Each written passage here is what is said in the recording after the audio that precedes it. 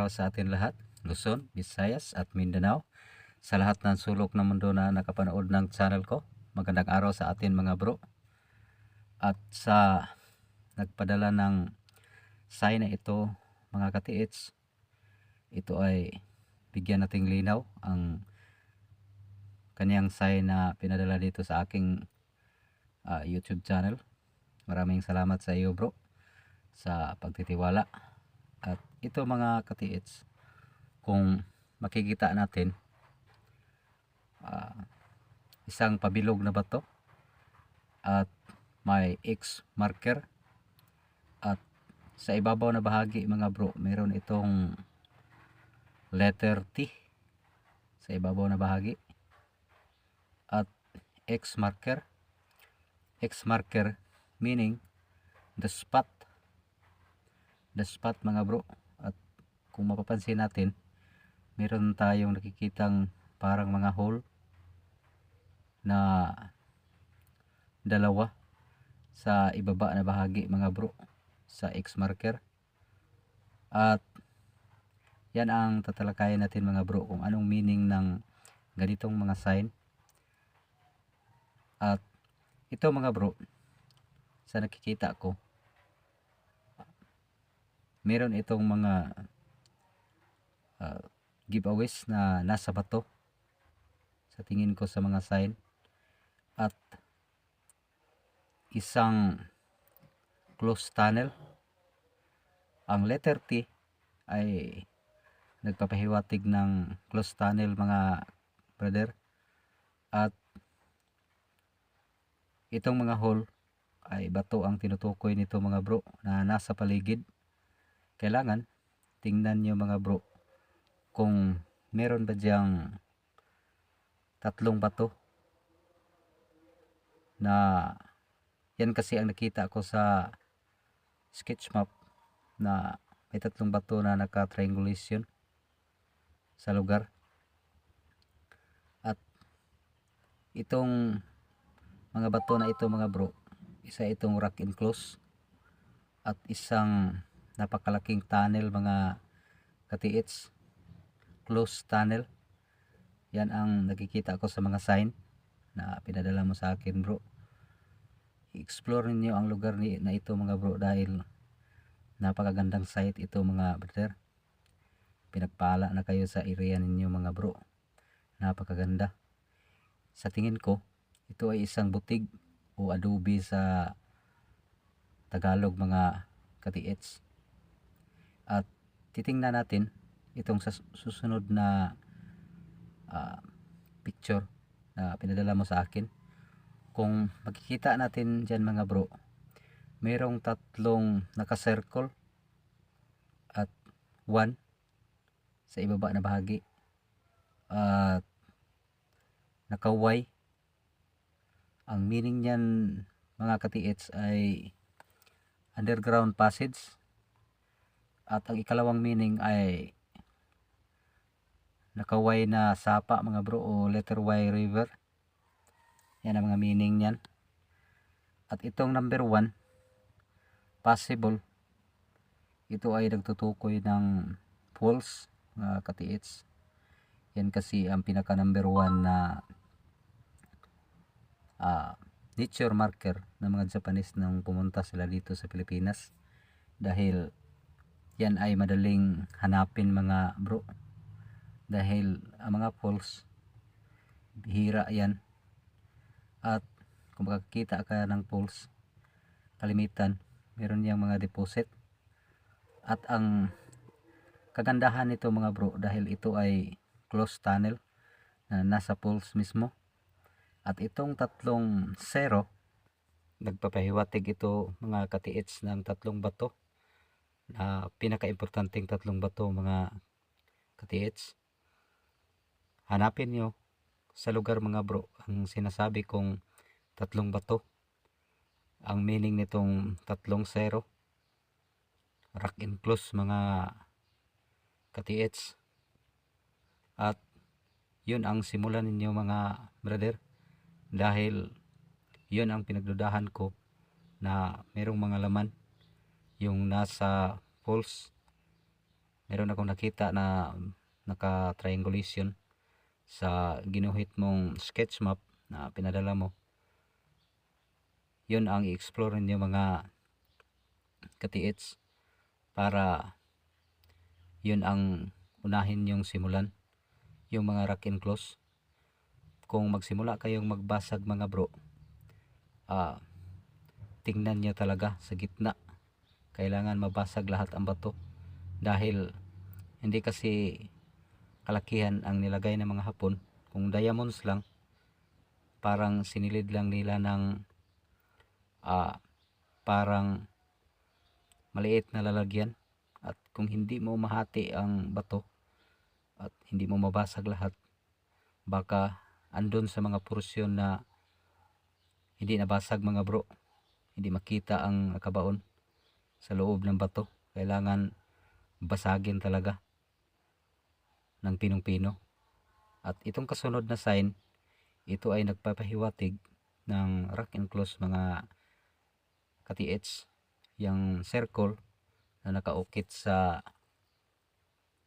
napakalaking butig o adobe. Yan ang tingnan nyo mga katiits. Meron akong mga vlog dati na hindi ko pa natrabaho dahil sa napakaraming site namin mga bro. Kadalasan ang tinuturo ng mga sign yung butig, dahil ang butig mga bro kadalasan ginagawa yan ng mga Hapon para panglinlang sa mga susunod na mga treasure hunter na pumunta dito sa Pilipinas. Dahil ang butig, kung tingnan natin, ay parang normal lang kung tingnan mga bro, pero hindi alam ng mga treasure hunter na ang mga malalaking butig ay mayroong mga laman. Kaya tingnan natin mabuti mga katiits ang mga bato na sinasabi ko. Pukpukin ninyo ng maso mga bro ang palibot ng adobe na sinasabi ko sa inyo mga katiits. Kung may makita kayong mga naka-round na mga bato, dahil ang meaning ng mga naka-circle na sign ay mga naka-round na bato, mga pabilog na bato, yan ang mga rock and close. Kasi ang mga Japanese sa isang site, hindi lang iisa ang kanilang binabaon mga bro, marami. Hinati-hati nila ang mga deposito na kanilang dinala mga katiits, nilagay nila sa tunnel yung iba, at yung iba sinilid nila sa bato, binaon nila sa loob ng bato. Kaya ang mga treasure hunter, pag nakakita ng sign, hukay lang sila ng hukay mga bro, pero hindi nila alam na mga sign na hinahanap nila ay nasa loob ng bato. Yan ang mga tricks ng mga Hapon para malinlang ang mga naghanap ng mga treasure mga bro, dahil alam nila pag dumating ang panahon, meron at meron talagang mga tao na marunong nang bumasa ng mga sign. Kaya ginawa ng mga Hapon ay nilinlang nila ang mga treasure hunter, dahil alam nila na mayroong mga treasure hunter na maghahanap. Ang mga gold nilibing nila sa mga tunnel, dahil yun ay nadidetect ng mga metal detector, at yung mga diamonds ay binaon nila sa loob ng bato mga bro, dahil hindi yun ma-detect ng mga gadget.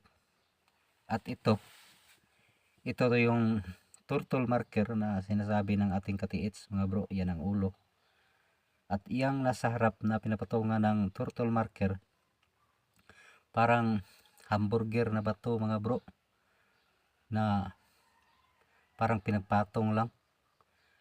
At yan,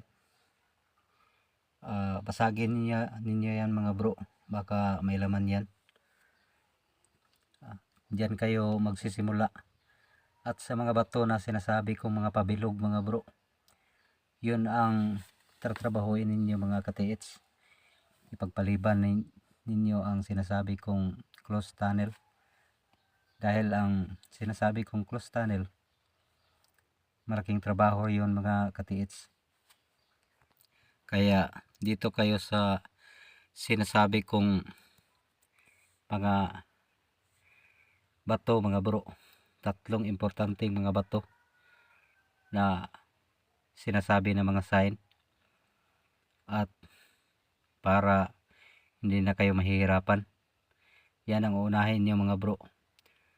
Yan pinapatungan ng turtle marker. Basagin ninyo yan mga katiits, baka merong laman yan. Yan ang unang spot. At yung tatlong bato na sinasabi ko mga bro, mga pabilog na bato, yan ang tingnan nyo sa lugar kung saan nakalagay ang mga sign. Nasa Y na sapa, yan ang simula ninyong hanapin mga bro. Dahil hindi ko man masabi, ma-pinpoint talaga dahil wala ako sa area mga bro.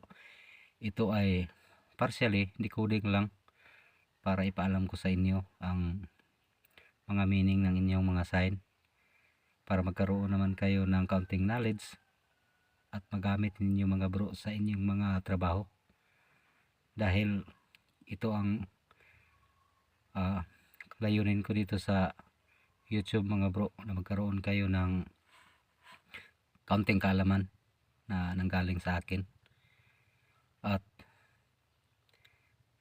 salamat sa nagpadala ng sign na ito bro, dahil pinagkatiwala mo ang yung area sa akin. At itong susunod na sign na titingnan natin mga katiits, ito ay nagpapahiwatig talaga ng rock enclose, yang bilog na parang itlog mga katiits, at may X marker na nasa gitna mga bro. Ito yung bato at may smiling face, makikita natin, parang target to treasure na ito mga bro. Ito video ito mga bro sa isa nating katiits. At kung titingnan natin anong bato na inuukitan na mga sign ay pabilog mga bro, yan ang video na ginagawa niya. Diyan nakaukit ang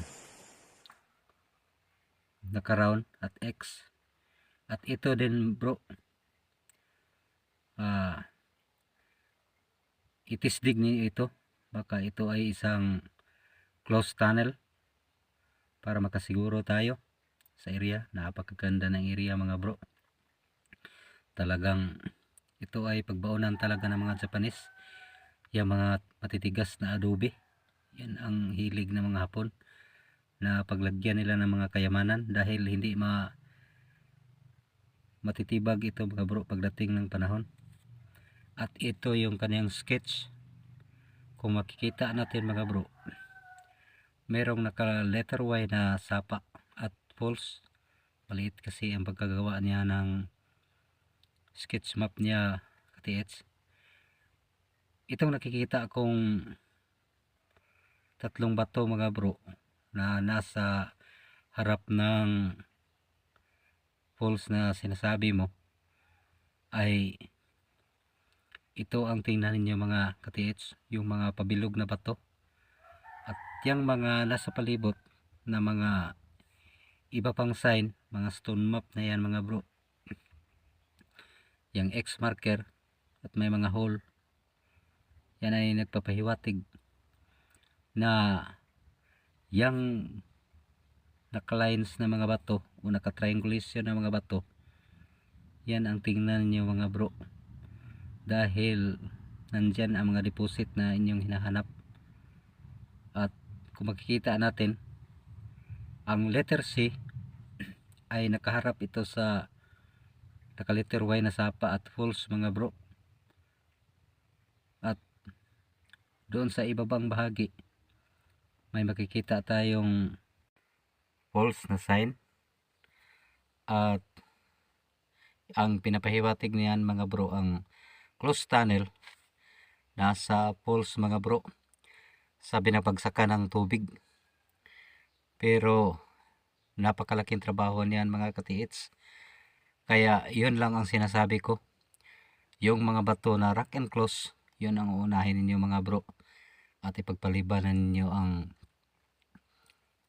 falls dahil yun ay pinakamalaki. Yun ang big deposit sa area na pinadala mo sa akin mga bro. Yun ang pinapahiwatig ng mga sign. At i-explore na ninyo ang lugar mga bro. Yan ang simulan ninyo mga katiits. Yung malalaking mga bato na sinasabi ko, yun ang mga giveaways. At yung tunnel na sinasabi ko, ipagpaliban ninyo mga katiits dahil napakalaking trabaho noon mga brother.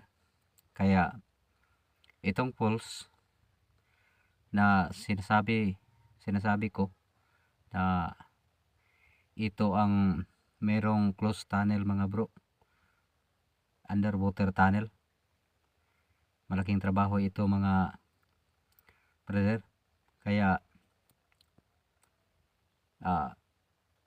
ipagpaliban niyo ito at unahin nyo yung tatlong bato na sinasabi ko mga bro, na tatlong batong pinaka-importante na merong mga rock enclosed. At ito ang pinakamalaking deposit mga bro, itong nasa falls. Kadalasan kasi ang mga nilagay ng mga Hapon sa matubig na area ay mga gold bars. Kaya ito ang napakalaking deposit at hindi madaling tatrabahuin mga bro. At ito ang falls sign. Hindi ko ma-pinpoint mga bro kung gaano siya kalayo, pero base sa aking karanasan mga bro, ang dalawang malalaking lines, yan ay nagpapahiwatig ng 50 to 100 meters galing dyan patungo sa falls mga bro. Yan ang nakikita ko dito. Yan ay nagpapahiwatig mga bro na may volume deposit sa area na pinadala mo sa akin mga bro. Yan ang pinakamalaki, ang closed tunnel na nasa falls mga brother. Kaya ipagpaliban nyo ang pagtrabaho niyan mga bro, dahil napakalaking trabaho ang ginagawa ng mga Hapon basta mga closed tunnel dahil sa dami nila mga bro. At itong isa pang sign marker na nakikita natin ay mayroong cross at triangle sign mga bro. Ito ay nagpapahiwatig na ang napakalaking deposit ay nasa falls mga brother. Itong triangle, yang dalawang guhit na nasa gilid, yan ay nagpapahiwatig ng falls mga katiits. At maraming salamat bro sa pagtitiwala mo sa channel ko. At yan ang sasabihin ko sa iyo brother, na unahin nyo ang mga rock enclosed bago itong falls na area. At sa gustong magpa-decode mga bro, send nyo lang sa aking FB, Psycho No Terhanta. At sa mga bago sa channel ko, welcome na welcome kayo mga bro.